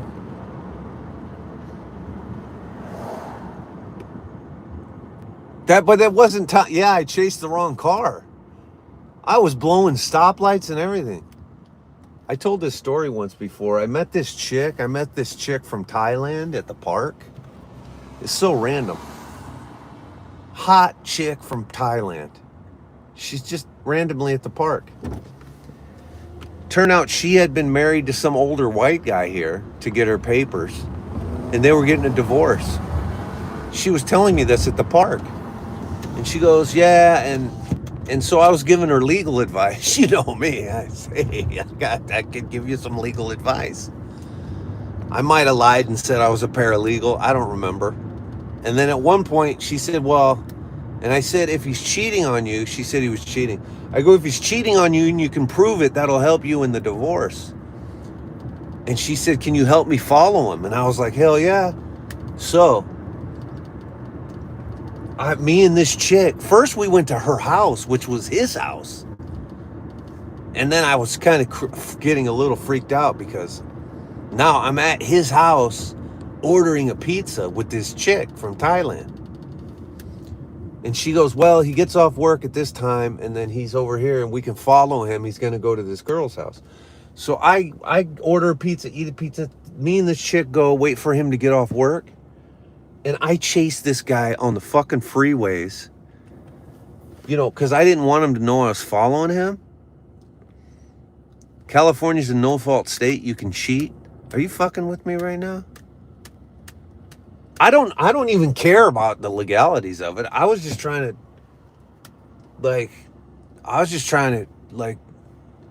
you know what I'm saying? I was just trying to get me a fucking chick, you know? And so, you guys, it's not often you meet a chick from in real life at the park, like good looking from Thailand, all that shit doesn't happen that often. So I say, all right, let's follow this son of a bitch and we'll get video evidence of him cheating or whatever. So now I'm following this guy from work. He drives like a maniac. So I don't want him to know I'm following him. She's hiding on the floorboards in my passenger seat. Oh my God, he saw me. And now she's on the passenger seat down there on the floor in like a little ball. And I'm on the freeway driving down the shoulder because I had to pass cars on the shoulder and shit. I felt like I was in a bad episode of Starsky and Hutch. But I said, fuck it. I chased this fucker down all the way to where he went to this other chick's house. And sure enough, we got video footage of it, you know, of him going in this place. And sure enough, she got the evidence she needed. And then I remember seeing her again. And you guys, this is the chick. I've said this before. This is the original chick. When we were eating the pizza and I was kind of making my move, whatever, I don't know what my move was, where I was like, well, you know what I mean? I could use a girlfriend, blah, blah, blah. Whatever nonsense I was saying, this was her response during the pizza session. She goes, oh, you single guy. Oh, you single guy. And I said, yes. Yes, I am. I am. Yes, I am. And now I do a whole routine on stage about an Asian chick at a massage parlor. I do a bit about my trip and accident, and I say my lawyer sent me a chiropractor and I ended up in the wrong place. There to get my neck cracked and I got my penis adjusted. And I say this woman was cranking on my penis like she was wringing out a towel. Oh, you single guy. I'm sorry, I just laughed at myself like Chris D'Elia. Oh, you single guy. And then I'm doing the act out of rinsing a towel. And I go, she's just cranking on my penis like she's putting, wringing out a towel. You single guy. In comedy, there's like 3 rules of comedy. So there's misdirection, right? There's misdirection where you lead them down one path and then you take a turn and you use double entendre to trick the audience. That automatically makes the mind laugh. Then there's what's called the act out. And if you can interact with the both of them, you're doing good. The act out is where you're just physically doing actions. It can be anything. But this is an act out when I'm wrenching and describing. The misdirection is the key to writing good comedy. Real jokes are just misdirection. Okay? Short, snappy, misdirection jokes are what comedy really is. In my opinion, act outs, funny as hell and you want to act out, but that's not where the comedy, that's not the root of the comedy really. It just isn't. But you want to use it. You definitely want to use it, especially if it's to your advantage. The act out's very important, but it's the misdirection. It's tricking the audience, you know. If you think I'm going one way and I go the other. The joke I said earlier, that was classic misdirection. If I say you're racially profiling me, or a double entendre, the double entendre, you want to use that. Double entendre, Super Duty. I can talk about a Super Duty Ford truck and then do a scat joke and call it Super Duty. There's just misdirection, double entendre, wordplay. There's a lot of ways to play it down as well, because some comics have a delivery that is like, you have the calm delivery, or the guy who does like the, what would you call it? Deadpan or dry delivery, right? Ford equals fix or repair daily. No, it doesn't. Ford equals found on road dead. You see what I did there? So there's other ways. No, that's because I know all of the Ford things.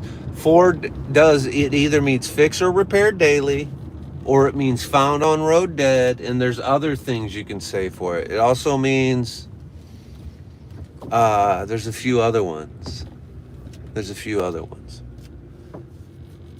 You know what Pontiac stands for, right? I can't use the N-word.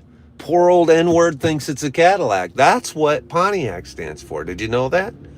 Poor old N-word thinks it's a Cadillac. You see, I can't even do that joke.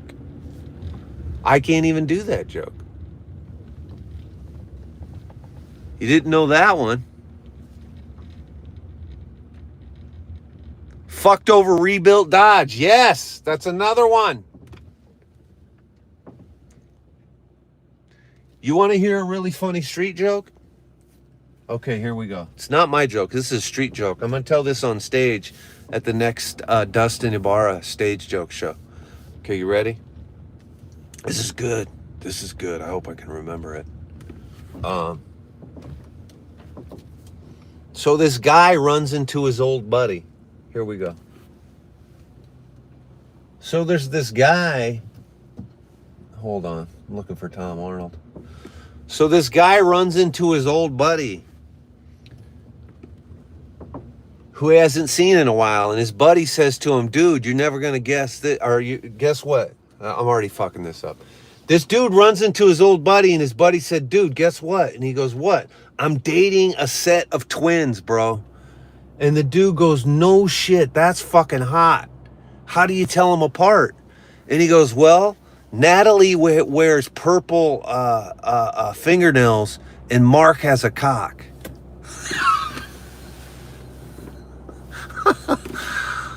Oh, boy, that's short but sweet.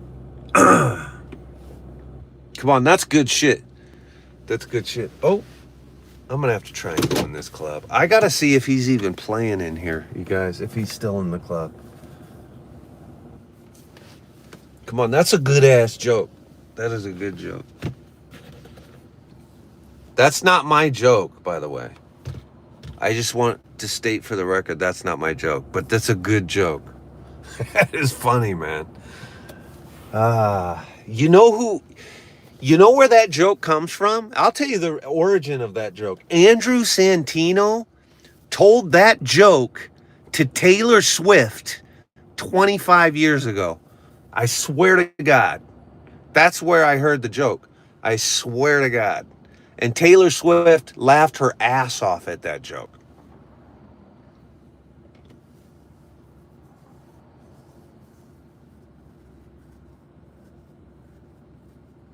Yes, purple knickers are underwear in the UK, trousers in North America. Yes. Yes. That's exactly right.